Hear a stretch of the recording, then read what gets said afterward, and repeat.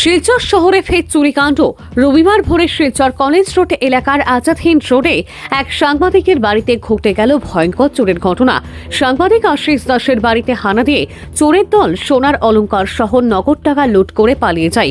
ঘটনার পর গোটা এলাকায় চরম আতঙ্ক ছড়িয়েছে। উঠছে প্রশ্ন, শিলচরে পুলিশি টহল থাকা সত্ত্বেও কিভাবে চুরির ঘটনা সংঘটিত হয়।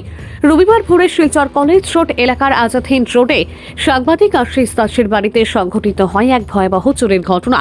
সাংবাদিকদের মুখোমুখি হয়ে আশিস দাসের স্ত্রী ও স্থানীয়রা জানান, সকালে ঘুম থেকে উঠে তারা দেখতে পান ঘরের দরজা খোলা এবং জানালার গ্রিল খুলে নিচে রাখা।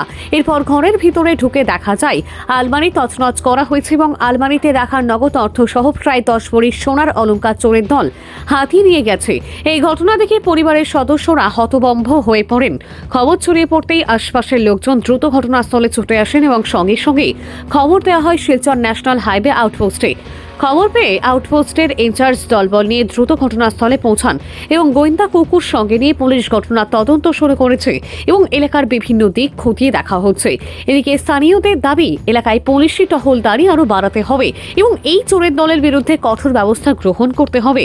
প্রশাসনের পক্ষ থেকে জানানো হয়েছে, অতি শীঘ্রই চোরের দলকে আটক করে কঠোরতম শাস্তি নিশ্চিত করা হবে।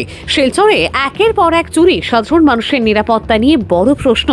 এখন দেখার পুলিশ কত দ্রুত চোরের দলকে ধরে এলাকায় স্বস্তি ফেরাতে পারে। সকালবেলা উঠিয়া দেখি হঠাৎ করিয়া যে দরজা খোলা, গডরেজ খোলা, আর আমার তো সোনা গয়না সব জিনিস একবারে লইয়া গেছে গিয়ে, একবারে আমার পুরা নিঃস্ব করি লইছে একেবারে। আর টাকা পয়সাও আছিল একেবারে সব, টাকা প্রায় 3.5 লাখ টাকার মতো। সোনা ধরেন 4-5 ভরি আছিল। না, সকালবেলা উঠে দেখি দরজা খোলা, গডরেজও খোলা, তোমার সব জিনিস এলোমেলো। তারপরে তো মানে দেখি গিয়া বাইরে সব খুলিয়া মানে সব জিনিস এমনি রাখিয়া গেছে গিয়া, আর শোনার না সব টাকা পয়সা সব লইয়া গেছে গিয়া। এখানে হলো ওয়েস্ট আজাদ হিন্দ রোড। এটা আমার নিজের বাসা। হ্যাঁ, আমার দেবযানী দাস। আশিস দাস। না জানাই যে যাতে এটা এরকম যে হইছে যে মানে এটারে দৌড়াউক, মানে তারে শাস্তি দেওয়া হোক আর কি, এটা আমরা চাই আর কি। সে করছে এরকম। জার্নালিস্ট আশিস দাসের ঘরে চুরি হয়। আমরা সবাই পাড়ার যারা আমরা আছি, আমরা এসে দেখেছি যে জানলা ভাঙা, গোদরেজ ভাঙা, জিনিসপত্র পিছনে নিয়ে চোরগুলো যে জিনিস নেওয়ার ওরা নিয়ে গেছে, বাকিগুলো রেখে গেছে।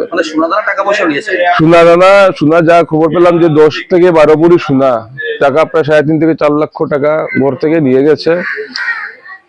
এই ধরনের চুরির ঘটনা শুধু প্রথমবার না, আমাদের অঞ্চলে বা আমাদের এরিয়াতে বা আমাদের গলিতেই বলুন না কেন, আজকে থেকে 3-4 মাস আগেও আমরা চুর ধরেছি, থানাতে দিয়েছি অনেকবার। আমরা প্রায় 7 থেকে 8 বার আমরা চুর ধরেছি। চুর পাড়া থেকে চুর ধরে আমরা নিয়ে থানাতে দিয়েছি, কিন্তু দেখা যায় যে 2 থেকে 3 দিনের মাথায় চুরগুলো ছুটে যায়।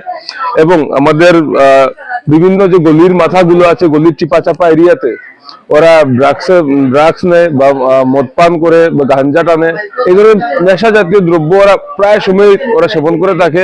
কেউ যদি কিছু বলে তো তেড়ে আসে, মারতে আসে বা গালিগালাজ করে।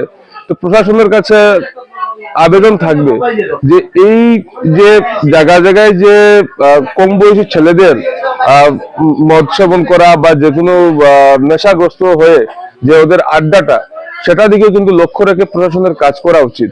আর আমাদের যারা শুধু এই অঞ্চল বলবো না, শিলচরের বিভিন্ন অঞ্চলে কিন্তু এভাবে ছেলেরা, আমাদের গলির ছেলেরা বলুন বা পাড়ার ছেলেরা বলুন, ওরা কিন্তু এগিয়ে আসতে হবে। এরকম যারা অসামাজিক কার্যকলাপ চলে থাকে গলির চিপা চাপাতে, সেদিকে আমরা লক্ষ্য রেখে কিন্তু কিছু কাজ করা উচিত। আমরা যুবক যারা আছি ওদের যাতে ওদের বিরুদ্ধে যাতে ওরা কিছু করতে পারে। আর প্রশাসনের কাছে আবেদন থাকবে যে এই যে 2 দিন বা 3 দিনের মাথায় যে চুরগুলোকে ছেড়ে দেওয়া হয়, সঠিক তদন্ত এবং প্রশাসনিক যে রকম সম্ভব ওদের কিন্তু শাস্তি করতে হবে।